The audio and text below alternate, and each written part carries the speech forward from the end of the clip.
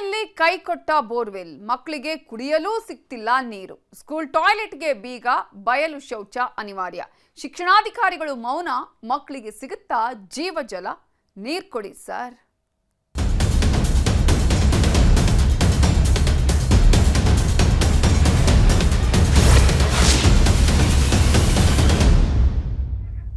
ಶಾಲೆ ಆರಂಭದಲ್ಲಿಯೇ ಮಕ್ಕಳಿಗೆ ನೀರಿನ ಸಮಸ್ಯೆ ಉಂಟಾಗಿದೆ. ಲೋಕಾಪುರದ ಸರ್ಕಾರಿ ಆದರ್ಶ ಶಾಲೆಯ ದುಸ್ಥಿತಿ. ಸರ್ಕಾರದ ಪ್ರತಿಷ್ಠಿತ ಆದರ್ಶ ಶಾಲೆಯಲ್ಲೇ ನೀರಿಲ್ಲ. ಈಗ ಶಾಲೆ ಆರಂಭ ಆಗಿ ಎಷ್ಟು ದಿನ ಆಗಿದೆ ಹೇಳಿ? ಒಂದರಿಂದ ಆರಂಭ ಆಗಿರೋದು 1 ವಾರ. ಅಂತಹ ಸಂದರ್ಭದಲ್ಲಿ ಈಗಲೇ ನೀರಿಲ್ಲ, ಅದು ಕೂಡ ಮಳೆಗಾಲ. ಇಂತಹ ಸಂದರ್ಭದಲ್ಲಿ ಸರ್ಕಾರದ ಪ್ರತಿಷ್ಠಿತ ಆದರ್ಶ ಶಾಲೆಯಲ್ಲೇ ನೀರಿಗೆ ಕೊರತೆ, ನೀರಿಗೆ ಬರ. 6ನೇ ತರಗತಿಯಿಂದ PUC ವರೆಗೆ ಇರುವಂತಹ ಶಾಲೆ ಇದು. 6 ತಿಂಗಳಿಂದ ಕೆಟ್ಟು ನಿಂತಿದೆ ಶಾಲೆಯ ಬೋರ್ವೆಲ್. ಕುಡಿಯೋದಿಕ್ಕೂ ನೀರಿಲ್ಲ, ತಟ್ಟೆ ತೊಳೆಯೋದಿಕ್ಕೂ ನೀರಿಲ್ಲ. ನೀರಿನ ಸಮಸ್ಯೆಯಿಂದ ಶೌಚಾಲಯಕ್ಕೆ ಬೀಗ ಹಾಕಿದ್ದಾರೆ. ಹೆಣ್ಮಕ್ಳಿಗೆ ಮಾತ್ರ ಶೌಚಾಲಯದ ವ್ಯವಸ್ಥೆಯನ್ನ ಮಾಡಿದ್ದಾರೆ ಇಲ್ಲಿ. ಈಗ ತಟ್ಟೆ ತೊಳೆಯೋದಿಕ್ಕೂ ಕೂಡ KEB ಆವರಣಕ್ಕೆ ಹೋಗಬೇಕಾದಂತಹ ಸ್ಥಿತಿ. ಇದು ಎಲ್ಲಿ? ಬಾಗಲಕೋಟೆ ಜಿಲ್ಲೆಯ ಮುಧೋಳ ತಾಲೂಕಿನ ಲೋಕಾಪುರದಲ್ಲಿರುವ ಶಾಲೆಯ ಪರಿಸ್ಥಿತಿ. ಅಲ್ಲಿ ನೀರಿನ ಸಮಸ್ಯೆ ಈಗಾಗಲೇ ಆರಂಭ ಆಗಿದೆ. 6 ತಿಂಗಳಾಯಿತು ಬೋರ್ವೆಲ್ ಕೆಟ್ಟು ನಿಂತು, ಇನ್ನೂ ಕೂಡ ಸರಿಯಾಗಿಲ್ಲ. ಹೆಣ್ಮಕ್ಳಿಗೆ ಮಾತ್ರ ಶೌಚಾಲಯದ ವ್ಯವಸ್ಥೆಯನ್ನು ಮಾಡಿದ್ದಾರೆ. ಯಾವುದಕ್ಕೂ ಕೂಡ ನೀರಿಲ್ಲ. ಅಲ್ಲಿ ಪರದಾಡುವ ಪರಿಸ್ಥಿತಿ. ಶಾಲಾ ಆರಂಭವೇನೋ ಭರ್ಜರಿಯಾಗಿ ಮಾಡಿದ್ದಾರೆ, ಆದರೆ ನೀರಿಲ್ಲದೆ ಮಕ್ಕಳು ಸಮಸ್ಯೆಯನ್ನು ಎದುರಿಸ್ತಿದ್ದಾರೆ. ವಿದ್ಯಾರ್ಥಿನಿಯರಿಗೂ ಕೂಡ ಅವರಿಗೇನೋ ಸ್ವಲ್ಪ ಶೌಚಾಲಯದ ವ್ಯವಸ್ಥೆ ಮಾಡಿದ್ದಾರೆ, ಆದರೆ ವಿದ್ಯಾರ್ಥಿಗಳು ಅನಿವಾರ್ಯವಾಗಿ ಬಯಲು ಶೌಚಾಲಯ ಬಳಸುವಂತಹ ಪರಿಸ್ಥಿತಿ ಇದೆ. ನೀವು ದೃಶ್ಯಗಳಲ್ಲೂ ಕೂಡ ನಾವು ನಿಮಗೆ ತೋರಿಸ್ತಾ ಇದ್ದೀವಿ. ಅಲ್ಲಿನ ಮಕ್ಕಳು ಬಯಲು ಶೌಚಾಲಯಕ್ಕೆ ಹೋಗ್ತಾ ಇರುವಂತಹ ದೃಶ್ಯಗಳು ಕೂಡ. ಆದರ್ಶ ಸ್ಕೂಲ್ ಒಳಗ ಸ್ವಲ್ಪ ಮಕ್ಕಳಿಗೆ ತೊಂದರೆ ಆಗೈತಿ. ಏನ್ ತೊಂದರೆ ಆಗೈತೆ ಅಂದ್ರ, ಈಗ ಕುಡಿಯೋ ನೀರಿನ ವ್ಯವಸ್ಥೆ ಎಲ್ಲೇ ಐತಿ, ಎಲ್ಲ ಐತ್ರಿ. ಬಟ್ ಏನೈತಿ, ಅದು ಕೈ ತೊಳೆಯುವಂತ ಪ್ಲೇಟ್, ಕೈ ತೊಳಿಬೇಕಂದ್ರ ಅವರು ಪಕ್ಕದಾಗ KEB ಹೋಗಿ ಕೈ ತೊಳಿಬೇಕಾಕತ್ರಿ. ಅದಕ್ಕೆಲ್ಲ ಏನೈತಿ, KEB ಒಳಗ ಮಕ್ಕಳಿಗೆ ಏನಾರು ಹೆಚ್ಚು ಕಡಿಮೆ ಆತಂದ್ರ ಇದಕ್ಕ ಯಾರು ಹೊಣೆ ಆಗ್ಬೇಕು? ಸರ್ಕಾರ ಹೊಣೆ ಆಗ್ಬೇಕು, ಇಲ್ಲ ಆಡಳಿತ ಮಂಡಳಿದವ್ರು ಹೊಣೆ ಆಗ್ಬೇಕಾಕತಿ. ಅದಕ್ಕ ಕೂಡಲೇ ಇದನ್ನೇನೈತಿ, ಸರ್ಕಾರದವರು ಅಥವಾ ಆಡಳಿತ ಮಂಡಳಿದವರು ಇದನ್ನ ಕೂಡಲೇ ತಗೋಬೇಕು, ಕ್ರಮ ತಗೊಳ್ಬೇಕ್ರಿ. ಇದನ್ನ ಇರ್ಲಿಕ್ಕಂದ್ರ ಮಕ್ಕಳಿಗೆ ನಾಳೆ ಹೆಚ್ಚು ಕಡಿಮೆ ಆತಂದ್ರ ಇದಕ್ಕ ಸರ್ಕಾರನ ಹೊಣೆ ಆಕೈತ್ರಿ. ಮತ್ತೆ ಇರ್ಲಿಕ್ಕಂದ್ರ ಆಡಳಿತ ಮಂಡಳಿ ಅವ್ರು ಹೊಣೆ ಆಗ್ಬೇಕಂತೇಳಿ ಹೇಳಕ್ ಇಷ್ಟ. 6 ತಿಂಗಳಿಂದ ಹಿಂಗೈತಿ. ಸೊ ಹಂಗಾಗಿ ಇದನ್ನ ಏನೈತಿ, ಮಕ್ಕಳಿಗೆ ಹೆಚ್ಚು ಕಡಿಮೆ ಆತಂದ್ರ ಇದಕ್ಕೆ ಯಾರು ಹೊಣೆ ರೀ? ಇದಕ್ಕೆ ಎಲ್ಲ ಸರ್ಕಾರ ಅಥವಾ ಆಡಳಿತ ಮಂಡಳಿ ಹೊಣೆ ಆಗ್ಬೇಕಾಗತ್ತೆ. ಸೊ ಹಂಗಾಗಿ ಇದನ್ನ ಕ್ರಮ ತಗೋಬೇಕ್ರಿ ಜಲ್ದಿ. ಮೊನ್ನೆ ಬೇಸಿಗೆ ಇದರಿಂದ ನಮ್ಮ ಶಾಲೆಗೆ ನೀರಿಂದ ಸ್ವಲ್ಪ ಕುಡಿಯೋದು ಅಸ್ತವ್ಯಸ್ತವಾಗಿದೆ. ಯಾಕಂತಂದ್ರೆ ಬೋರಿನಲ್ಲಿ ಸಂಪೂರ್ಣವಾಗಿ ನೀರು ಹೋಗಿದ್ದಾವೆ. ಈಗಾಗಲೇ ಇಲ್ಲಿ ಗ್ರಾಮ ಪಂಚಾಯತಿ ಅವರಿಗೆ ನಾನು ಪತ್ರವನ್ನು ಕೂಡ ಕೊಟ್ಟಿದ್ದೀನಿ.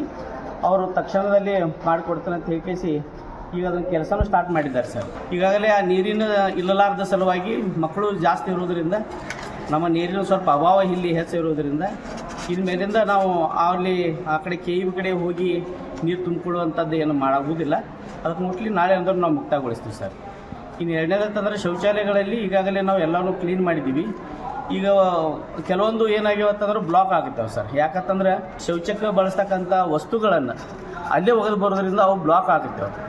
ಅದರಿಂದ ಅವನ್ನೆಲ್ಲನೂ ಕ್ಲೀನ್ ಮಾಡಿಸಿದ್ದೀವಿ ಸರ್. 100% ಸರ್ ಬೋರಿನ ವ್ಯವಸ್ಥೆ ಐತಿ, ಇದಾಗಲೇ ಐತಿ. ಬಟ್ ಆ ನೀರಿನ ಅಂಶ ಹೋಗಿಬಿಟ್ಟದೆ ಸರ್. ಮತ್ತೆ ಹೊಸದು ಬೋರಿನ ಅವಕಾಶ ಮಾಡಿಕೊಡ್ಬೇಕಂತ. ಇದೇ ವಿಚಾರಕ್ಕೆ ಸಂಬಂಧಪಟ್ಟ ಹಾಗೆ ಇನ್ನಷ್ಟು ಡೀಟೇಲ್ಸ್ ಕೊಡೋದಕ್ಕೆ ನಮ್ಮ ರಿಪೋರ್ಟರ್ ಮಂಜುನಾಥ್ ಈಗ ಫೋನ್ ಸಂಪರ್ಕದಲ್ಲಿ ಜಾಯ್ನ್ ಆಗಿದ್ದಾರೆ. ಮಂಜುನಾಥ್, ಶಾಲೆ ಆರಂಭ ಆಗಿ 7 ದಿನ ಆಗಿಲ್ಲ.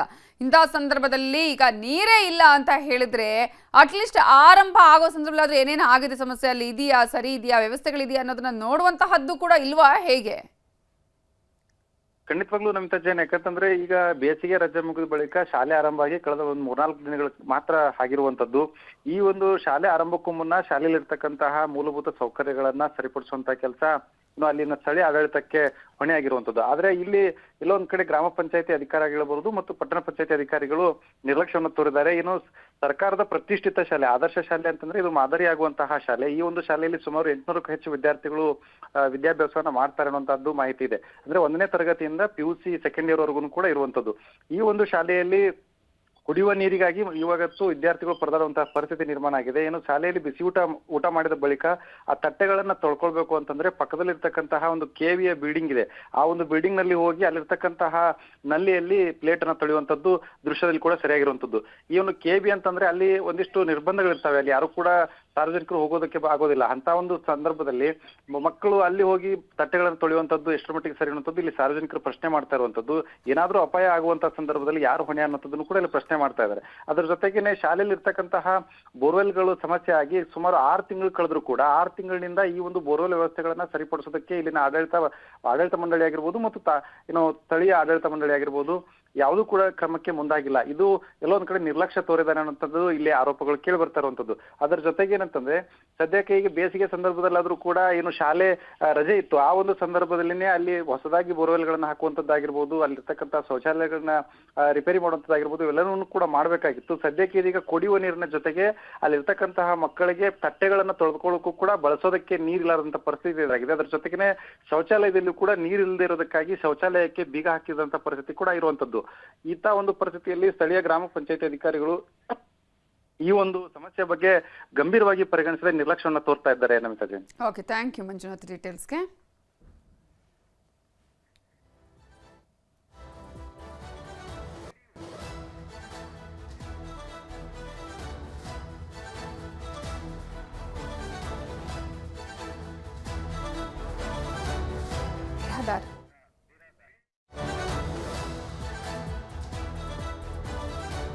ಇದೇ ವಿಚಾರಕ್ಕೆ ಸಂಬಂಧಪಟ್ಟ ಹಾಗೆ ನಮ್ಮ ಜೊತೆ ಮಾತನಾಡೋದಕ್ಕೆ ಲಕ್ಷಣಟ್ಟಿ ಗ್ರಾಮ ಪಂಚಾಯತ್ PDO ಆಗಿರುವಂತಹ ಬಿರಾದಾರ್ ಅವರು ಈಗ ಫೋನ್ ಸಂಪರ್ಕದಲ್ಲಿ ಜಾಯ್ನ್ ಆಗಿದ್ದಾರೆ. ಬಿರಾದಾರ್ ಅವರು ನಮಸ್ತೆ. ನಮಸ್ತೆ ಮೇಡಮ್. ಈಗಾಗಲೇ ಆದರ್ಶ ಸ್ಕೂಲಲ್ಲಿ ನೀರೇ ಇಲ್ಲ, 6 ತಿಂಗಳ ಆಯಿತು, ಎಲ್ಲರ ಗಮನಕ್ಕೂ ಕೂಡ ತರಲಾಗಿದೆ. ಆದರೂ ಕೂಡ ಶಾಲೆ ಆರಂಭ ಆಗಿ ಇನ್ನು 1 ವಾರ ಆಗಿದೆ ಅಷ್ಟೇ, ಈಗಲೇ ನೀರಿಲ್ಲ ಅಂತ ಹೇಳಿದ್ರೆ, ಮೂಲಭೂತ ಸೌಕರ್ಯಗಳೇ ಇಲ್ಲ ಅಂತ ಹೇಳಿದ್ರೆ ಹೇಗೆ ಸರ್? ಅಲ್ಲಿ ಏನು ಸಮಸ್ಯೆ ಏನೀಗ ಅಂತ? ಸಮಸ್ಯೆ ಏನಿಲ್ಲ ಮೇಡಮ್, ಅದು ಇವತ್ತು ನಾನು ಬೆಳಿಗ್ಗೆ BO ಸರ್ ಇವತ್ತು ಮಾತಾಡಿದ್ರು ಮೇಡಮ್, ಮತ್ತು ಹೊಳ್ಳಿನ ಕಾಲೇಜ್ ಪ್ರಿನ್ಸಿಪಾಲ್ ಜೊತೆ ಇವತ್ತು ಬೆಳಿಗ್ಗೆ ಮಾತಾಡಿದ್ದೀನಿ ಮೇಡಮ್. ಅದು ನೀರಿನ ಏನೂ ಇಲ್ಲ ಮೇಡಮ್. ಅವ್ರದ್ದು ಬೋರು ಲಾಸ್ಟ್ ಇಯರ್ನೇ ಅದು ಇದು ಅವ್ರದ್ದು ಬತ್ತಿ ಹೋಗಿತ್ತು ಮೇಡಮ್. ಅದು ನಾವು ನಮ್ಮ ಏರ್ ಟ್ಯಾಂಕ್ ಇಂದ ಡೈರೆಕ್ಟ್ ಆಗಿ ಒಂದು ಕನೆಕ್ಷನ್ ಕೊಡಿಸ್ಕೊಟ್ಟಿದ್ದೀನಿ ಮೇಡಮ್ ಅವ್ರಿಗೆ. ಏನಿಲ್ಲ ಮೇಡಮ್, ತೊಂದರೆ ಏನಿಲ್ಲ. ಅವ್ರು ಮೇಡಮ್ ಲಾಸ್ಟ್ ಇಯರ್ ಮಾಡಿದ್ವಿ ಮೇಡಮ್, ಅದನ್ನ ಲಾಸ್ಟ್ ಇಯರ್ ಸ್ಕೂಲ್ ಸ್ಟಾರ್ಟ್ ಆಗ್ಬೇಕಾದ್ರೆ ಮಾಡಿದ್ವಿ ಮೇಡಮ್ ಅದನ್ನ. ಮತ್ತೆ ಈಗ ಅಲ್ಲಿ ಯಾವುದಕ್ಕೂ ನೀರಿಲ್ಲ, ವಿದ್ಯಾರ್ಥಿಗಳು KB ಕಡೆ ಆ ಕಡೆ ಹೋಗ್ತಾರೆ ಪ್ಲೇಟ್ ತೊಳೆಯೋದಿಕ್ಕೆ, ಅಥವಾ ಈಗ ಲೇಡೀಸ್ಗೆ ಅಂತ ಒಂದು ವ್ಯವಸ್ಥೆ ಮಾಡಿದ್ದೀರಿ, ಒಂದು ಅಟ್ಲೀಸ್ಟ್ ಸಮಾಧಾನ ವಿಷಯ. ಯಾಕಂದ್ರೆ ಹೆಣ್ಮಕ್ಳಿಗೆ ಅಟ್ಲೀಸ್ಟ್ ಶೌಚಾಲಯದ ವ್ಯವಸ್ಥೆ ಇದೆ, ಗಂಡು ಮಕ್ಕಳು ಬಯಲು ಶೌಚನೇ ಬಳಸಬೇಕು, ಸರ್ಕಾರನೇ ನೀವೇ ಹೇಳ್ತೀರಿ ಬಯಲು ಶೌಚಾಲಯ ಮುಕ್ತ ಮಾಡಬೇಕು ಅಂತ ಹೇಳಿ. ಹೀಗಾದ್ರೆ ಹೇಗೆ ಅಂತ ಹೇಳಿ? ಇಲ್ಲ ಮೇಡಮ್, ಆದರ್ಶ ಸ್ಕೂಲಲ್ಲಿ ಎಲ್ಲ ಫೆಸಿಲಿಟಿ ಇದೆ ಮೇಡಮ್. ಅದು ಅವ್ರದ್ದು ಟಾಯ್ಲೆಟ್ಸ್ ಆಮೇಲೆ ಯೂರಿನಲ್ಸ್ಗೆ ಎಲ್ಲ ನೀಟಾಗಿದೆ ಮೇಡಮ್ ಅಲ್ಲಿ. ಬಟ್ ನೀರೇ ಇಲ್ವಂತಲ್ಲ ಯಾವುದಕ್ಕೂ? ನೀರು ನಾ ಇವತ್ತು ಬೆಳಗ್ಗೆನ ಪ್ರಿನ್ಸಿಪಾಲ್ ಜೊತೆ ಮಾತಾಡಿದ್ದೀನಿ ಮೇಡಮ್, BO ಜೊತೆನೂ ಮಾತಾಡಿದ್ದೀನಿ. ನೀರಿನ ವ್ಯವಸ್ಥೆ ಇದೆ ಮೇಡಮ್ ಅಲ್ಲಿ. ನೈಟ್ ನಾವು ಫುಲ್ಲು ಏರ್ ಟ್ಯಾಂಕ್ ಫಿಲ್ ಮಾಡಿನ ನಾವು ಮೋಟರ್ ಬಂದ್ ಮಾಡೋದು ಮೇಡಮ್ ಪ್ಲೀಸ್ ಅಲ್ಲಿ. ಅಂದ್ರೆ ಈಗ ಯಾವ ರೀತಿ ನೀರಿನ ವ್ಯವಸ್ಥೆ? ಈಗ ಬೋರ್ವೆಲ್ ಇಲ್ಲ, ನೀವು ಯಾವ ರೀತಿ ನೀರಿನ ಪರ್ಯಾಯ ವ್ಯವಸ್ಥೆ ಮಾಡಿಸಿದಿರಿ? ಬೋರ್ ಇಲ್ಲ ಮೇಡಮ್, ನಾನು ಏರ್ ಟ್ಯಾಂಕ್ ಇಂದ ಡೈರೆಕ್ಟ್ ಕನೆಕ್ಷನ್ ಕೊಟ್ಟಿದ್ದೀವಿ ಮೇಡಮ್. ಒಂದು ಲೈನ್ ಫುಲ್ ಅವ್ರಿಗೆ ಒಂದು ಲೈನ್ ಇದೆ ಮೇಡಮ್, ಸ್ಕೂಲಿಗೆ ಅಂತೇಳಿ ಸೆಪರೇಟ್ ಇದೆ ಮೇಡಮ್. ಒಂದು KV ಲೈನ್ ಕೊಟ್ಟಿದ್ದೀವಿ ಮೇಡಮ್, ಒಂದು ಸೆಪರೇಟ್ ಆಗಿ ಸ್ಕೂಲಿಗೆ ಕೊಟ್ಟಿದ್ದೀವಿ. ಅಲ್ಲ, KV ಕಡೆಗೆ ಹೋಗ್ತಾ ಇದ್ದಾರೆ ಮಕ್ಕಳು, ಅಲ್ಲೂ ಹೋದ್ರೂ ಕೂಡ 106 ಅದಕ್ಕೆ ರೂಲ್ಸ್ ಅಂಡ್ ರೆಗ್ಯುಲೇಷನ್ಸ್ ಇದೆ ಅಂತ ಹೇಳ್ತಿದ್ದಾರೆ. ಇಲ್ಲ ಮೇಡಮ್, ನಾ ಅದನ್ನ ಏನು ಚೆಕ್ ಮಾಡಿ ನಾಳೆ ಸಾಲ್ವ್ ಮಾಡ್ತೀನಿ ಮೇಡಮ್. ಇವತ್ತು ಪ್ರಿನ್ಸಿಪಾಲ್ ಜೊತೆ ಮಾತಾಡಿದ್ದೀನಿ ಮೇಡಮ್. ನಾಳೆ ಬೆಳಗ್ಗೆ ಪ್ರಿನ್ಸಿಪಲ್ ಅವಾಗ ಸಮಸ್ಯೆ ಇಲ್ಲ ಅಂತ ಹೇಳಿದ್ರ? ಸಮಸ್ಯೆ ಅದ ಮೇಡಮ್, ಅವ್ರು ಆಯ್ತು ನೀವು ಇದು ಮಾಡ್ತೀರಿ, ನಮ್ಗೆ ಇನ್ನೊಂದು ವ್ಯವಸ್ಥೆ ಮಾಡಿ ಕೊಡಿ ಅಂತ ಹೇಳಿದ್ರು ಮೇಡಮ್. ಅವ್ರು ಬೋರ್ವೆಲ್ನಿಂದು ಸೆಪರೇಟ್ ಆಗಿ ನಮ್ಗೆ ಬೋರ್ವೆಲ್ ಒಂದು ಮಾಡಿ ಕೊಡಿ ಅಂತ ಹೇಳಿದ್ರು.